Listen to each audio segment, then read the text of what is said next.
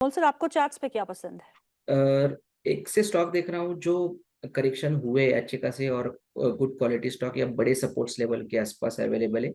तो रिलायंस के साथ जाना चाहूंगा। 1395 के आसपास एक पोजिशनली टारगेट निकल कर 1465 के, और स्टॉप लॉस उसका रहेगा 1365 का। एक डिसेंट करेक्शन हुआ है, वीकली पे भी देखे अगर हम देखते हैं तो एक रिट्रेसमेंट लेवल पे अवेलेबल है। हालांकि आज दबाव में जरूर है, बट आज का मोमेंटम अगर मैं थोड़ा सा बाजू में रखता हूँ तो लेवल्स अच्छे हैं। अगर मार्केट में बाउंस बैक आता है तो रिलायंस में भी एक टेक्निकल बाउंस बैक आने के चांसेस दिख के आ रहे हैं।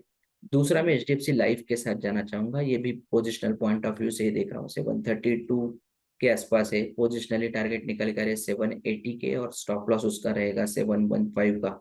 एक करेक्शन पैटर्न पूरा होते हुए दिख रहा है आज। हालांकि अभी तक रिवर्सल हुआ नहीं है, बट इंपॉर्टेंट लेवल पे है। अगर मार्केट में रिवर्सल फॉर्मेशन हुआ तो ये दोनों हम्म। स्टॉक में एक फ्रेश अप ट्रेंड लेने आने के चांसेस यहाँ से दिख के आ रहे हैं।